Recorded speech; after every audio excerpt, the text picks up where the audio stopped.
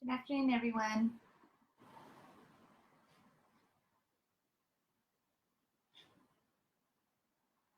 Visit the streamer dashboard. View your latest live streams. Oh, didn't know that. Hey, Joss, how are you? Good morning or good afternoon. It's lunchtime. Hi, Daviel.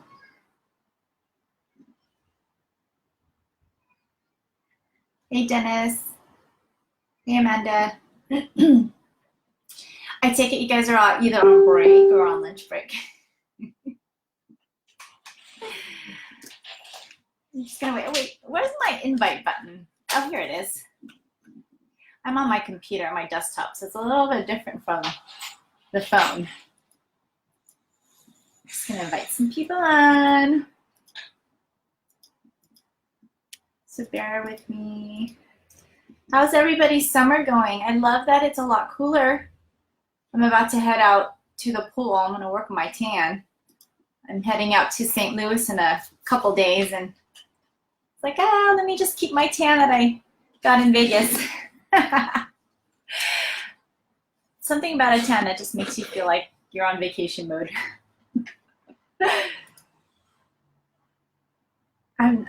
It's not lunch break. It's a genie. Ah, you're so sweet. Okay, well, since you guys are hanging out with me, just a couple days ago, and I really wanted to talk about this because convention actually, a lot of you know I'm a health coach, but convention marks an annual time where I reflect because there's some milestones and some seasons in your life that have impacted your life, and this is one of them. Making the decision to pursue health coaching and helping other people for other reasons, but specifically for myself personally, as far as my health is concerned, and just growing as a person. A couple days ago, on the radio, I heard a song, and I was just listening to the words, and automatically, those songs that just bring you back. It literally takes you back, and it takes you through your life, just based on the words, the lyrics, and it was sung by Lauren Daigle. I'm not even sure if I'm saying her name right. Her voice is like Adele's. It's so beautiful. And I was listening. Hi, Amy Jo. I was listening to the lyrics of what she was saying, the words she was saying, and I'm going to say a few of them, and it just made me think, and it just took me through my life. It says, "You say I am loved when I can't feel a thing. You say I am strong when I think I am weak. You say I am help when I am falling short. When I don't belong, you say that I am yours." And before that, it just talked about how how you're not enough. And for a long, long time, and I didn't realize it, I think I've always thought that I wasn't enough, that there was always something to achieve, right?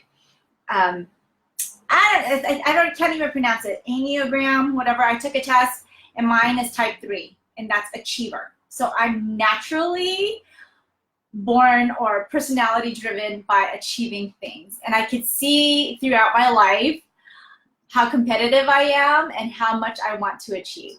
And so I see that in me, and it kind of, I guess, gave me that identity looking back of not being enough. Just kind of taking you back, I remember having to prove myself and searching who I could be. In my early childhood, my mom would always share with me that as a kid, toddler-wise, I was that girl, very extroverted, extremely extroverted. I was that girl that would go up to people and just say hello. Strangers, say hi. In a crowd, at a party, or if we're at a park or at a busy crowd, my mom and dad would say I was that girl that would just start dancing in front of everyone. and just a dance. You know, it was just one of those. I had a party in my head, and it just showed. That was me growing up, and something changed that I don't know exactly what it is, but I grew up being extremely shy. Something happened, and one of the things that I recall, I remember being in third grade. I just switched from a public to a private school, and okay, so this is something I'm going to tell you. My eyebrows, women, you can relate. I plucked them for a reason, but growing up, my natural eyebrows, how they grow is that the hair goes this way, and then on the sides they grow up. So if I did not groom them, I mean, being a third grader, 8 years old, you don't worry about your eyebrows. You don't even worry about the way you look. My eyebrows pointed. It's like those, and they just pointed at the ends. So they look like little horns, right? And I remember stepping into my classroom the first day of school, and the kids were making fun of my eyebrows. They're like, "What's wrong with your eyebrows? They look like horns." And they started laughing at me. And I think that was one of the moments where I started to pull back and became very extremely shy. Another time was in 6th grade. How many of you guys remember slam books? Notebooks, ask the questions, we fill them out. So there was a slam book, and I had a crush on the popular guy in the classroom, and in the back there's this dedication page, right? And I remember writing a dedication to, and I was being brave, to the popular guy I had a crush on, and dedicated a song. I think it was Madonna, I think it was Crazy for You. See, that ages me. And I remember one of the popular girls who also had a crush on the same boy literally started cracking up, had the boy right there. Yes, Cynthia Slam Books. And kept on screaming my dedication to him. And it was extremely embarrassing to put your heart out there and be brave, and then somebody knock it down. So that was another reason for me to withdraw and be extremely shy. And the summer of 8th grade was another pivotal moment. It's me and my best friend. We were into Teen Beat magazine and 17 magazine. And we started looking through all the pictures of the models and what they look like. And so that summer, we decided to change our look. I got the high hair, I put the sun in, so it was like orangey brown, and my hair was totally different. I changed the way I dressed. I went to a private school, so we were in a uniform, but I modified it a little, so it looked a little trendy. I wore makeup even when I wasn't allowed to, because in Teen Beat, that's what you do when you're cool. And that, I kid you not, that 8th grade is when I got the attention. People were like, "Is that you? Is that Jeannie Della Rosa?" And that's when I think I got the first taste of what it was like to achieve something based on people's reaction. And that kind of festered into my desire to achieve. Well, it was an innate personality thing, but that desire to achieve, I think, was directed a little bit on the wrong side. Going into high school, so 8th grade I almost flunked, by the way, because I was focusing my attention on all the wrong things like boys and friends and just doing that. So I almost flunked 8th grade. So 9th grade, I decided I wanted to achieve something that I was weak at, which was my grades. So 9th grade, I managed to get on the honor roll, and from then, high school was about academics and just being active, cheerleading, sports, all good stuff. Don't get me wrong. It's great to have good grades. It's great to be involved and be well-rounded. And that fed my desire to achieve because it looked good. And that festered into my relationships with boys. I'm having boyfriends. I then started to change myself because I wanted to achieve the perfect relationship with boys to what they expected from me. And so it led to a lot of unhealthy relationships and a lot of reflection back on me, like, what did I do wrong? I must have not been good enough. And then going into college, in my young adult, I decided I wanted to achieve something more, so I got into pageants. So those of you on here didn't know I was in pageants. Yes, I was a pageant queen. I did it to accomplish something. Don't get me wrong, pageants, I believe, are very beneficial because it allowed me to become a person who I was when I was younger. It dug that person deep inside that wasn't scared to speak to people, that wasn't scared to dance in front of people, that wasn't scared to walk on stage in front of a large group of people the way I was meant to be when I was a toddler. So that brought that out of me. But I also think that pageants have shaped me to be someone I believe I felt like I needed to be. Because I was looked at in the public as a figure that I needed to be shaped into what people expected out of me. Yes, it has helped me with public speaking. It has helped me with confidence. But deep down inside, I mixed up what I did with who I am.